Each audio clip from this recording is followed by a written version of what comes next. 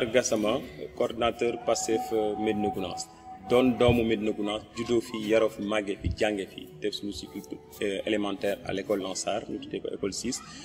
cycle collège bi ñu defee ko au CEM Serigne Cheikh Anta Mbacké fekk sa Canada suñu lycée ñu defee ko au niveau de Limamoulaye et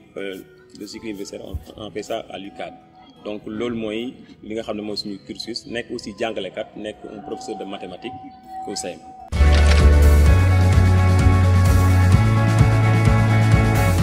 Donc ñun man nag yàlla dafa def ni depuis 2014 je suis conseiller municipal te conseiller municipal li mu fa yóbbu mooy ni du parti politique mouvement citoyen bi nga xam ne moom lañ jëloon engagé di ci xeex pour les intérêts de Médina Gounass ñoo defoon une liste en 2014 une liste citoyenne boo xam ne déggoo taxaw Gounass la ko doon jàppal ma jàpp ci kaw liste boobu si lañu demoon face aux populations de Médina Gounass présenter leen un projet et sur ce projet là ñu gëm ko votel ñu bañ amoon ñaari conseil man la ak beneen dame bu tudd Seynabou Ndiaye ñu nekk ci conseil municipal nag di fa liggéey bu mucc ayib parce que li ñu gëm mooy ni comme population bi ñu ngi fi yóbbu ñun war nañ fa taxaw pour l'intérêt des populations donc lépp loo xam ne indi nañ ko en conseil municipal loo xam ne que ni gis nañ c'est dans l'intérêt des populations ñu voté ko lépp loo xam ne aussi gis nañ du intérêt Médina Gounass aussi taxaw nañ xeex fi ñu ko waroon xeex wax non opposé wu ak ay arguments yoo xam ne vraiment aussi c'est solide mais boo gisee tamit li ñu jàngat foofu ci biir conseil municipal bi mooy ni conseil municipal yi mënul dox parce que dañu jàpp ni dañu fausser le principe parce que principe bi mooy il faut privilégier l'esprit d'équipe parce que tey jii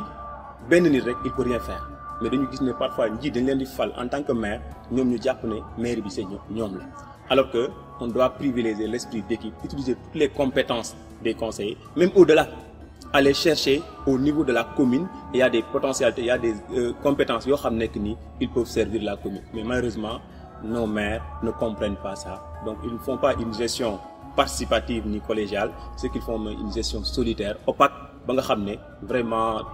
jëmale fenn gox bi moo tax aussi tout le temps ñun on s'était opposé au maire parce que tamit c'est par principe bu ñu gisee ne loo xam ne doxul ñu ne ko lii doxul bu ñu gisee wax ne dox na aussi on l'appuie donc loolu daal moo tax ni ñu jàpp ne ñun ci suñu vision mooy ni war nañu privilégier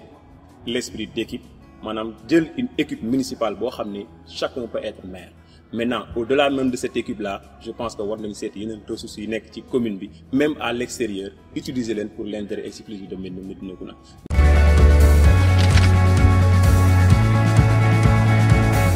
suñu engagement politique li ko waral comme ni ma ko waxee ci njëlbeen waxtu rek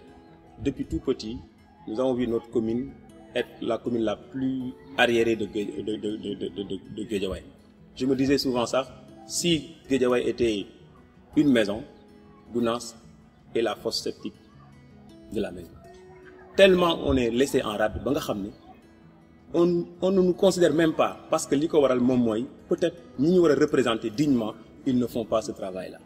Donc depuis tout petit aussi ñu gis ne y a pas un prémisse encore de solution au niveau de ces problèmes que nous confrontons. On s'est dit que pourquoi pas s'engager au lieu de rester derrière, de se lamenter et ngay di ñaxtu ñu ne il faut que ñu engager donc loolu moo ñu pousse dans un premier temps ñu engagé wu dans le cadre social dans le cadre du mouvement associatif regroupé wu bi ñu amee idée bi aussi dañu jàpp ne il y a beaucoup d'associations à Médina Gounass chacun fait un petit travail pour l'intérêt d'un quartier on s'est dit mais pourquoi pas ces petites associations de part et d'autre pourquoi pas fédérer toutes ces associations ñi nga xam ne dañuy œuvrer pour l'intérêt de leur localité mu nekk une grande fédération d'associations ñu tuddee woon ko fédération des associations pour la réhabilitation de Médina Gounass dénommée FARDEGO donc loolu lañ doon toog mu nekk ay cadres yi nekkoon fii yëpp Médina Gounass ñëw bokk ci mouvement boobu la ñu ñëw def un diagnostic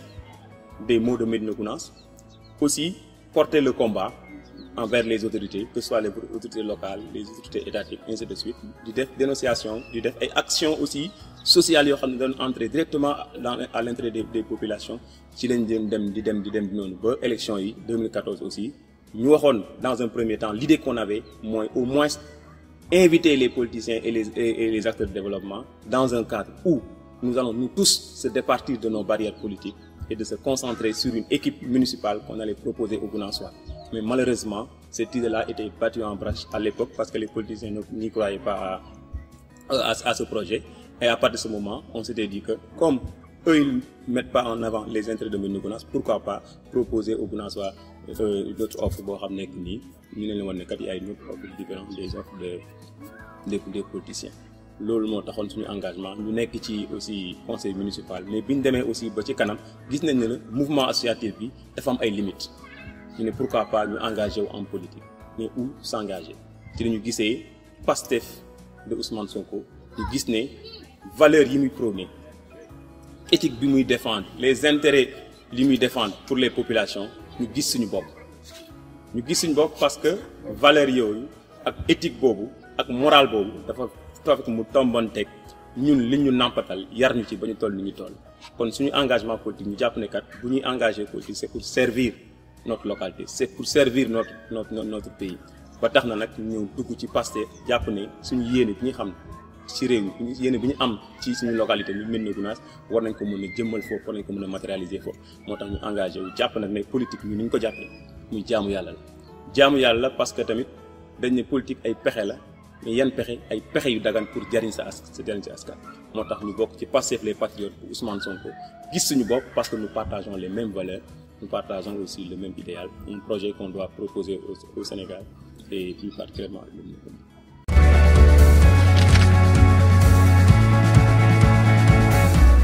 waaw suñu participation Pastef c'est avant les élections présidentielles donc bi ñu ci ñëwee élection présidentielle yi moo doon jub si vraiment Pastef Médina Gounass taxaw ci taxawaay bu am solo parce que bi ñuy ñëw aussi Pastef Médina Gounass amul woon presque dara amu fi woon ñu ñëw taxawal Pastef Médina Gounass tombanteeg élection locale ñu def pré-campagne bu baax a baax ba pare dem ci campagne bi ñu demee ci campagne bi vraiment ak une très bonne équipe à Médina Gounass on a couvert tous les bureaux yi nga xam nekk nii mi ngi woon Médina Gounass participer ci élection présidentielle am ci aussi un score honorable score bu toll ci 1700 voix jël 3e au niveau communal. Puis loolu jàllee aussi on a continué nos activités c'est-à-dire l'animation du parti les installations de cellules des activités de formation ainsi de suite parce que dañu gëm ne aussi il faut qu'on forme les jeunes il faut qu'on forme nos femmes il faut qu'on les encadre maintenant pour les sortir maintenant de leurs difficultés yi nga xam ne ci la ñu nekk. waaw ci élection yi ñu jëm nag muy élection municipale nga xam ne mooy élection gox-goxaat yi suñu élection ñun parce que dañu jàpp ne mooy élection des responsables à la base dañ ci commencé woon suñu parti nekk ci coalition bu ñu tuddee Yewwi Askan Wi ñu nekkoon ci ak yeneen parti di ci liggéey nag amoon ci aussi maanaam ci liggéey bi ñu doon def administration yaafuñ ci woon parce que doon nañ ci jouer rôle bu déterminant bi ñuy dem di dem ba ci kanam nag ñu dem ba gis ñu suñu bopp ci biir parce que li ñu gis ñu koy doxalee c'est à l'encontre de nos principes c'est à l'encontre des valeurs yi nga xam ne moo ñu poussé ñu dugg biir passé à partir de ce moment aussi on s'est dit que comme ñun gis suñu bopp ci lii kat mieux vaut arrêter parce que mënuñu ñëw di jaay Sénégal yi mais c'est l'anti-système ba pare on fait pire que le système à partir de ce moment donc ñun Pastef Médina Gounass ànd ci ak Pastef bu Ndiarème Limamoulaye ànd si ak Pastef bu Sam Notaire ànd si ak Pastef bu Wakhinane muy ñeenti commune ci juróomi communes yi nekk Guédiawaye ñun ñooñu dañoo arrêté suñu compagnonnage avec Yewwi Askan Wi di demee nag ci beneen bannière boo xam nekk nii mooy bannière citoyenne la pour participer à ces élections donc xam naa ci fan yu néew dinañu ñëwaat gën a communiquer ci bannière boobu nga xam ne moom lañu bëgg a demee mu tudd Jàmmi gox yi muy coalition Jàmmi gox yi la Pastef bu Médina Gounass ànd ci ak ñeenti communes yi nekk biir Guédiawaye ñu ngi ci ànd ak parti politique bu ñu tuddee PUR ànd ci ak parti politique bu ñu tuddee PCS Jéngu Tabax bu Boubacar Camara ànd ci aussi ak Assane Dia ñi ngi ci aussi ay démarches yoo xam ne nekk nii ay personnes ressources ak ay mouvements associatifs yoo xam ne ñi ngi ci biir commune bi vraiment ñoom it ñi ngi ñëw rejoindre parce que gëm nañ ni ñun on a un projet à présenter aux Gounassois donc ñi ngi lancer appel aussi à tous les fils de Médina Gounass ñi nga xam ne que ni Gounass moo ñor na leen te gis nañ seen bopp ci projet bi nga xam ne Pastef ak ñi nga xam ne moom la àndal fii Médina Gounass ñu ngi leen di tàllal loxo di leen woo leen wax ne ñëw leen ñu defar Gounass et c'est possible.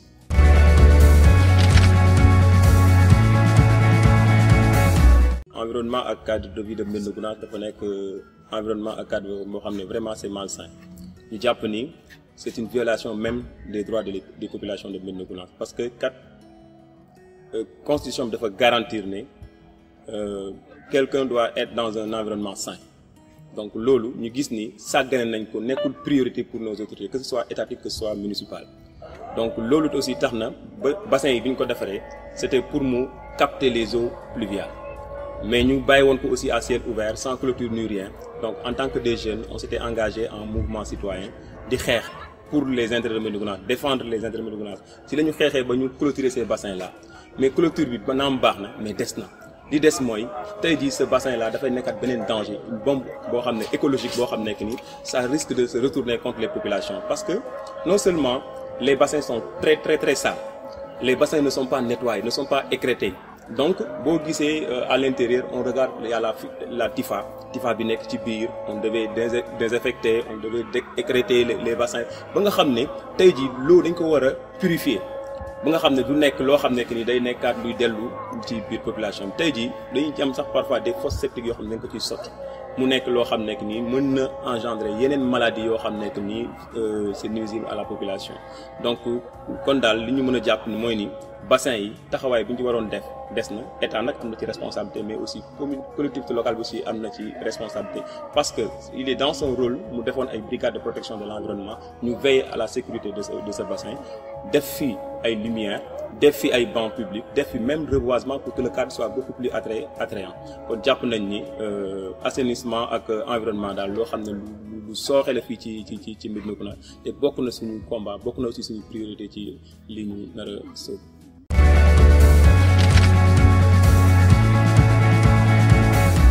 di wax ne rek ñi ngi woo bépp Gunaassois ci coalition bii nga xam ne que ni tudd jàmmi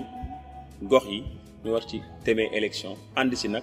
ak suñu mbokk yi nga xam ne mooy waa PUR ànd si nag ñi nga xam ne ñooy waa PCS Dieng Boubacar Camara ak Assane Dia